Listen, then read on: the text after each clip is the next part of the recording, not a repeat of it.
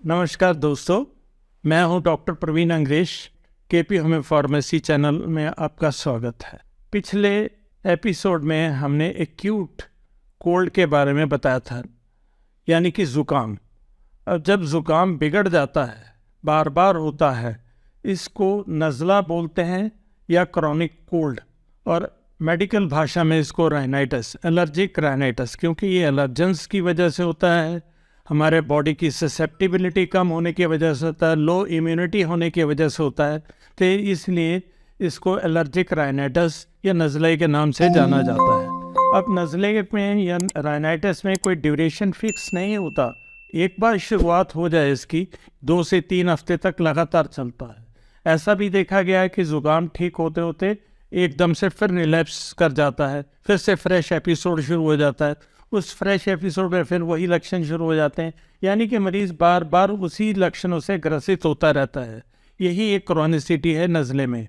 अब इस क्रॉनिसिटी से बार बार बचने के लिए कुछ कॉमन उपाय तो वही हैं कि नॉर्मल हमें प्रिकॉशन लेना, ठंड से गर्म पानी के गार्गल्स रखना, या इसके अलावा प्रॉपर टाइम पे मेडिकेशन लेना। अब इसकी मेडिसिन उससे थोड़ा सा डिफरेंट होंगी। एक्यूट कोल्ड में मेडिसिन जो है एक्यूट सिम्टम्स के हिसाब से बताई थी। आज के केस में जो मेडिसिन मैं आपको बताने जा रहा हूँ, ये मेडिसिन क्रॉनिक स्थिति में इस्तेमाल की जाती हैं। इसमें सबसे पहली मेडिसिन जो आपको इस्तेमाल करनी है, दैट इज़ नेट्रम्योर। नेट्रम्योर 6x पोटेंसी में भी इस्तेमाल की जा सकती है और 30 पोटेंसी में भी इस्तेमाल की जा। अगर 6x का इस्तेमाल करते हैं बायोकेमिक का, तो इसकी 5-5 गोलियाँ हर 2-2 घंटे बाद शुरुआती पीरियड में लेना है। 30 पावर को लेते हैं तो हर 2-2 घंटे के बाद पहले 2 दिन लें, उसके बाद जैसे ही बेहतर हो जाए, जो नेक्स्ट स्थिति हो उसके हिसाब से इसको आगे फॉलो करें। सेकंड मेडिसिन इसमें आ जाती है आर्सेनिक एल्बम। क्योंकि ये वायरल फीवर है, वायरल कोराइजा है, तो इसके साथ फीवरिश कंडीशन भी आएंगे, नज़ला गाढ़ा भी होगा, नाक में जलन भी होगी। तो इस स्थिति में नेक्स्ट स्टेज में आ जाता है आर्सेनिक। आर्सेनिक एल्बम के साथ बेचैनी बहुत ज़्यादा होती है। पेशेंट को रात को खासतौर पे तकलीफ़ ज़्यादा होगी, बेचैनी रहेगी, वो अपने बिस्तर पे इधर उथल पुथल में लेटता रहेगा और गर्म पानी से, गर्म हवा से उसको राहत मिलती है। अभी आपको आर्सेनिक के बारे में बताया। अब इसके बाद नेक्स्ट मेडिसिन है हमारी सेबाडेला। सेबाडेला मेडिसिन, इसमें एक्सेसिव स्नीजिंग होती है, नाक में इचिंग होती है, और स्नीजिंग के साथ इरिटेशन इन थ्रोट भी हो सकता है। जब ये लक्षण हमें मिलें तो ऐसी स्थिति में हमें सेबाडेला तुरंत लाभ करती है। सेबाडेला 30 पावर में शुरुआत में दिन में 3-3 घंटे बाद लें, उसके बाद इसका ड्यूरेशन बढ़ा सकते हैं जैसे जैसे इससे फ़ायदा मिले। सेबाडेला मेडिसिन हमारे एक्यूट कोल्ड में भी काम आती है, क्रॉनिक में भी काम आती है। इसके बाद नेक्स्ट मेडिसिन हमारी आती है सैंग्विनेरिया सी। सैंग्विनेरिया सी में हमारे कुछ खास लक्षण कॉमन है जो सेबाडेला वाले हैं, पर कुछ लक्षण डिफरेंट है। सेबाडेला की तरह जैसे बताया कॉमन लक्षण है सैंग्विनेरिया सी में, इसमें सबसे पहले वॉइस अल्टर कर जाती है सैंग्विनेरिया सी में, जो कि सेबाडेला में नहीं मिलती।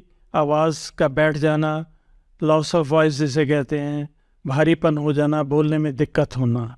जब टेंडेंसी बार बार कोल्ड की होती हो, कोल्ड विथ फ्रीक्वेंट स्नेजिंग टेंडेंसी हो, तो सैंग्विनेरिया सी के लक्षण समझ लीजिए। सबसे फर्स्ट लक्षण सैंग्विनेरिया सी के हैं। इस मेडिसिन का इस्तेमाल भी उतना ही लाभदायक है जैसे कि आर्सेनिक का। ये हे फीवर में काम नहीं आती, मगर ज़ुकाम की तीव्रता, बार बार होना, छींके ज़्यादा आना, आवाज़ का बैठ जाना, उन सब में सैंग्विनेरिया सी बहुत ही लाभदायक है। सैंग्विनेरिया 30 की पोटेंसी 3-3 घंटे के बाद दिन में इस्तेमाल करें, लाभ मिलेगा। अब ऑरिंडो के बारे में बताएंगे, जो इसकी नेक्स्ट मेडिसिन है। जिस तरह सैंग्विनेरिया सी में वॉइस का लॉस है, इसमें लॉस ऑफ स्मेल होता है, एक्यूट स्नीजिंग, फ्रीक्वेंट स्नीजिंग, और आपको सूंघने की क्षमता कमज़ोर हो जाती है, आपको बदबू का या खुशबू का पता ही नहीं चलता। इसकी वजह इन्फ्लेमेशन ऑफ म्यूकस मेम्ब्रेन है। नेज़ल म्यूकोसा इन्फ्लेम्ड हो जाता है, क्योंकि राइनाइटिस का मतलब ही ये है कि इन्फ्लेमेशन ऑफ मेम्ब्रेन्स। तो ये अरेंडो 30 पावर में उस स्मेल को भी इम्प्रूव करती है, ज़ुकाम के छींकों को भी रोकती है। अब आगे इसके नई मेडिसिन आपको एक और बताने जा रहा हूँ जो कि मदर टिंचर फॉर्म में इस्तेमाल की जाएगी। Aralia racemosa. अरेलिया रेसिमोसा की 5-5 बूंद हर 2-2 घंटे में काम करती है जब मरीज़ को सडन एक्सपोजर टू कोल्ड हो। ज़रा सा भी हवा का झोंका लगते ही, ठंडी हवा के अंदर जाते ही उसको ज़ुकाम शुरू हो जाए, छींके शुरू हो जाएं, ये उसके प्रभाव को तुरंत कम कर देती है। इसका immediate effect exposure to cold वाले केसेस में मिलेगा। डल्का मारा इसके नेक्स्ट मेडिसिन है। डल्का मारा का इस्तेमाल जब डैम्प कोल्ड वेदर में, जब नमी हो, बारिश के बाद का मौसम हो, या इवन कहीं बारिश में भीग के या बरसाती मौसम में कोई पेशेंट आए और उसको ज़ुकाम हो जाए सडन, तो उसमें डल्का मारा 30 2-2 घंटे बाद लेने से तुरंत लाभ मिल जाता है। जैसा कि डल्का मारा के बारे में बताया, कोल्ड वेदर के अलावा ये चेंज ऑफ वेदर या समर सीज़न में भी इसका उतना ही लाभ मिलता है।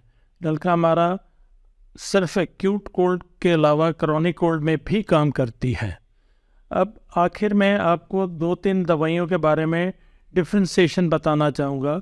आर्सेनिक एल्बम, आर्सेनिक आयोडाइड, ये ऐसे ग्रुप की मेडिसिन है जब हमें हे फीवर हो जाए, ज़ुकाम गाढ़ा बलगम हो, इरिटेटिंग हो तो आर्सेनिक एल्बम, ज़ुकाम पतला है, स्नीजिंग है तो arsenic iodide. Arsenic iodide 6x में भी इस्तेमाल की जा सकती है।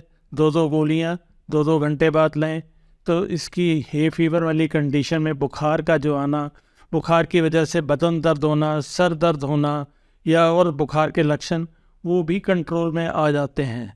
ऐसी स्थिति में हमें इसके साथ अलावा कोई दवाई बुखार की ज़रूरत ही नहीं पड़ती, क्योंकि ये वायरल इन्फेक्शन है, इसमें एंटीबायोटिक की ज़रूरत नहीं, कोई और दवा लेने की ज़रूरत नहीं। इटसेल्फ में ये बुखार, ज़ुकाम, खांसी इन सब को कवर करता है हे फीवर में। उम्मीद करता हूँ कि इस चैनल में आज के एपिसोड में जो भी आपको जानकारी दी है, इसको आप क्रॉनिक कंडीशन में, नज़ले की स्थिति में फ़ायदा ले सकते हैं इन दवाइयों के इस्तेमाल से। इससे पहले वाले एपिसोड में, पहले वाले वीडियो में मैंने आपको एक्यूट कोल्ड के बारे में बताया था। अगर आपने वो वीडियो नहीं देखा तो आई बटन में उसका दोबारा से आप व्यू कर सकते हैं, दोबारा से उसको देख सकते हैं।